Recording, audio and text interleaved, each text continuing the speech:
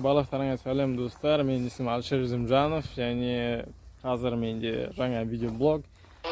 На данный момент мен қазір жұмыстамын, и менде кішкене возможность бар видео түсіруге, сондықтан мен уақытымды босқа өткізбей түсіріп алу керек мен видео.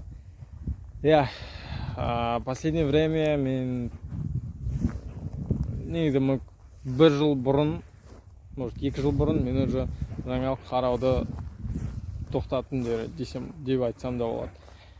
Неге мен бұл туралы айтып жатырмын, өйткені қай кезде қарамасын бізде қазір күннен күнге изнасилование, үйдегі зорлық-зомбылық немесе басқа жердегі жалпы зорлық-зомбылық өте көбейіп бара жатыр.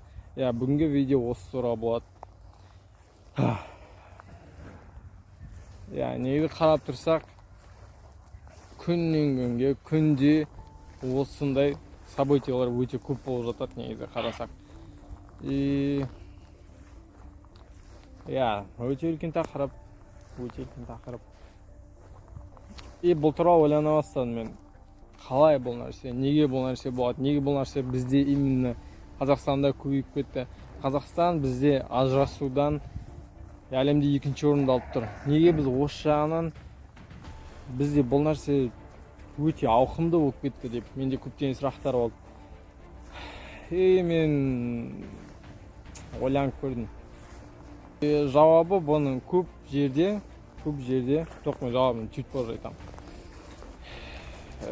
Бұл нәрсе қалай шығады? 70% барлығы демей ақ қояйын, 50-50 демей ақ қояйын, екі жақтан шығады демей ақ қояйын. 70% еркектердің кінәсіне болады, 30% әйелдерден болады. Если что, онда дауысқа мән бермеңдер, менде рация. Неге бұлай айттым, өйткені в основном негізі еркектерден бізде, потому что біз қазір өзімізді контрольда ұстай алмайтын болып қалдық.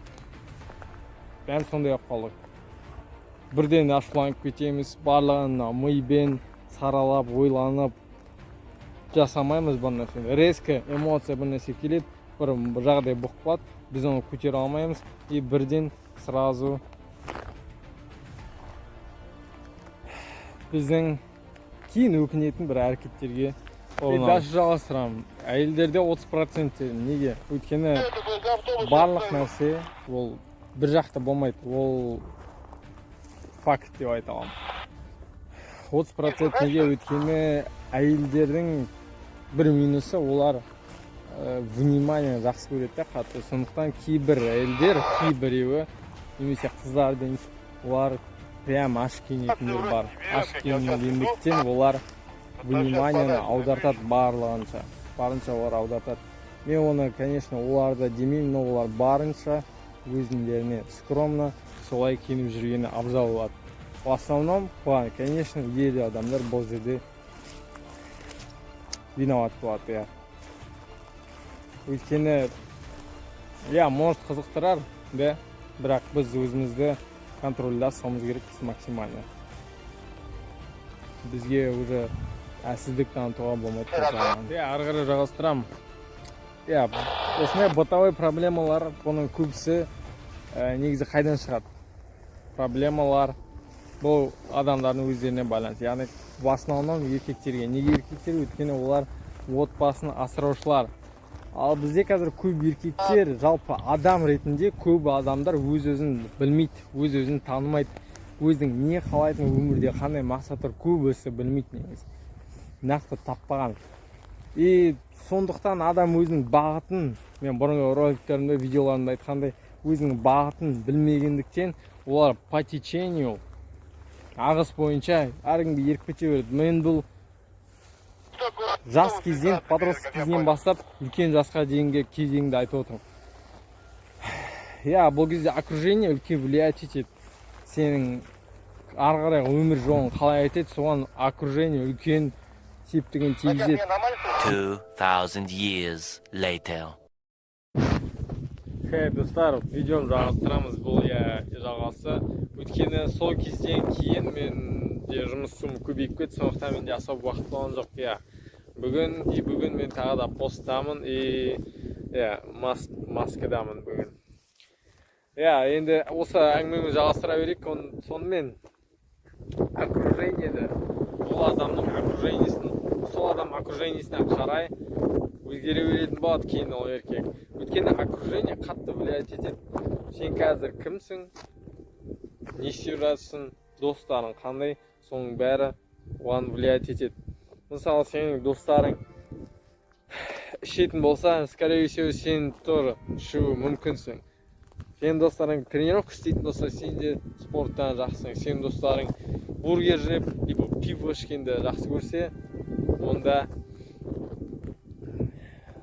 скорее всего сенде де сондай интересің бар деген сөз. Иә. Мен не айтқым келеді, адам өйткені еркек особенно өзінің мақсатын, өзінің не қалайтынын білмейтін болса,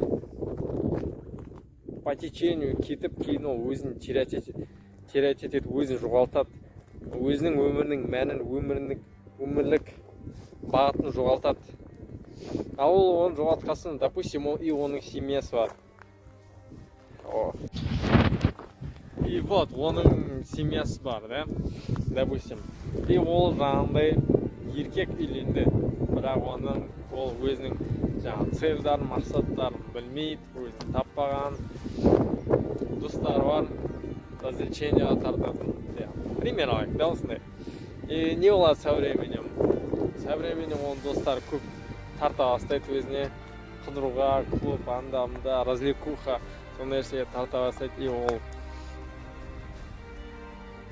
ішіп келеді, допустим, түнде келеді, жұмысына особо бармайды, жұмысты тастай бастайды. Кейін әйелі қалады, әйелін үйде қалдырып кетеді, кетіп қалады, таңғайды, анда-мында. И ол адам уже жаман жаққа қарай кішкене бола бастайды осылай. Өйткені мысалы отбасының алдындағы міндеттерін орындамайды, отбасын мысалы асырамайды, отбасына көңіл бөлмейді, достарына қайдағы жоқ болмайтын бір пустая трата времени, иә. Бұндай развлекуха, бұндай ішетін, ондай бүйтіп адамға зиянын тигізетін жерлер, қайыры жоқ жерлер, бұның бәрі пустая трата времени деп айтуға болады. Иә, осындай нәрселерге еріп кетеді, и кейін осындай нәрсе болғасын, отбасын асырамайды, мысалы ақша азаяды, жейтін мысалы тамақты болмайды, кейін әйелі уже недовольны бола бастайды. Бұның бәрі неге? Бұның бәрі сол нәрсе, сол жаңағы факторлардан болады. И осыдан кейін ссор шықпайды, ұрыс айқай-шу болмайды дегенге мен уже сенбеймін. Осыдан кейін шыға бастайды, жаңағы мысалы еркек наимоватқа кетіп қалуы мүмкін, немесе ішіп алып, в нетрезвом состоянии болып, уже жаңағындай әрекеттерді, неше түрлі жаман әрекеттерді жасап тастауы мүмкін. Это основной фактор. Бұл прям өте маңызды момент. Бізде көп случайлар осындай. Бірақ көп еркек бұны білмейді. Воспитание ол екінші ол воспитаниедан болады. Мүмкін ол адам сондай әйел адамды құрметтемейтін, құрмет көрсетпеген жерден де шығуы мүмкін. Кейін ол үйленгеннен кейін мүмкін жүріп жүрген кезде қызға дұрыс жағынан құрметті көрсете алмайды. И сол нәрсе үшін қыздар баяғы зардап шегеді.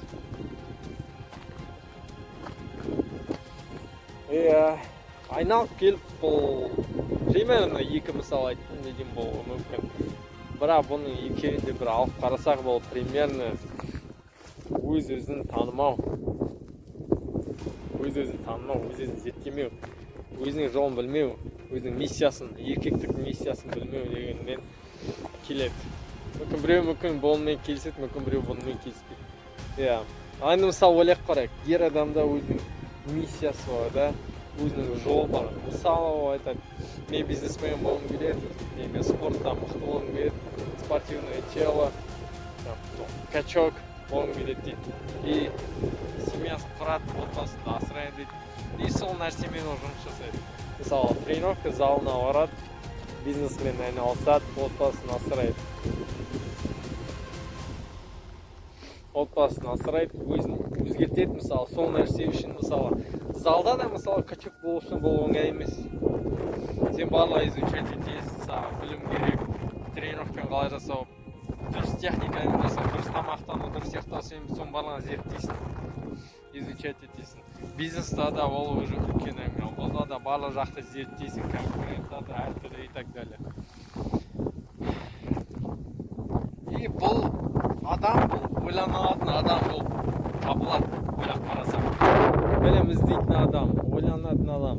Ал бұндай адам уже адекватный адам деп айтсақ болады. Ал бұндай адам уже әйеліне жаман отношение жасайды деп уже айта алмаймын. Өйткені ода дисциплина бар, өйткені ода өзінің мысалы уақытына деген уважениесі бар, құрметіне бар, и ол өзінің сүйікті адамына дегенде үлкен құрметі бар деп ойлаймын.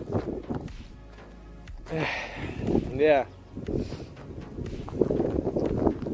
Негізі соңғы кезде көп нәрсе осындай байқап кеттім. Сондықтан уже осы туралы айтып жүрмін. Мен уже бұндай үлкен темаларды жайлап бастадым.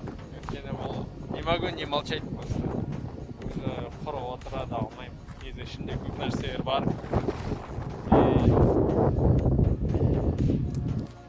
Иә, алда бұйырса түсіріп тұрамын осындай нәрселерді.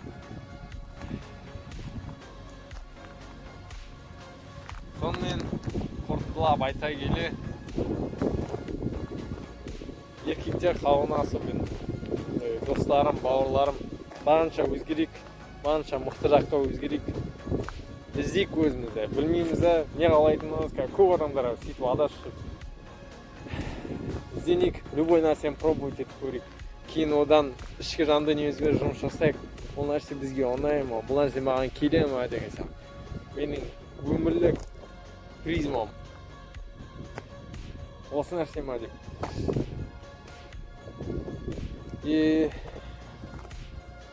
Кейін іздеп, тауып, ішкі жан дүниеміз арқылы жұмыс жасап, тапқаннан кейін сол нәрсесін барынша әрекет жасайық. Мен қазір на данный момент сондай стадиядамын. Хотя мұнда неудобно видеться, мен уже штатив жоқ. Ол қазір на данный момент мұндай емес. Ну да, сөзін ашын айтқанда, бұл ашчады жұмыс жасам, бағын таскать етіп жүрмін, ыңғайсыз сетемін. Но сонда да қолыма ұстап видео түсірудемін, қандай да тема туралы. Вот, барлықтарын осыған шақырамын тренировкаға, барынша өздеріңе уақыт бөліңдер, дамуға, білім жағынан кітап, спорт, барынша мықты болыңдар. Потому что біз несіне ер адам, несіне еркек болғымыз, егер бұндай болмасақ, бұндай мықты болмасақ. И сол кезде біздің болашағымыз жақсы болады деген ойдамын. Кім өзінің болашағын мықты еткісі келмейді, кім өзінің болашағы үшін күрескісі келмейді. Тек сондай кезде ғана біз қазір өзімізді мықты етсек, кейін біздің болашағымыз мықты болады деген ойдамын. Иә, достар, осымен мен видеомды аяқтаймын. Әйел адамдар барынша құрметтейік, сыйлай білейік. Тек мықты болуға шақырамын сендерді. Видео ұнаса, лайк, подписка жасап кетсеңдер, мен қатты қуанамын. Осымен видеом аяқталды. Келесі видеода кездескенше.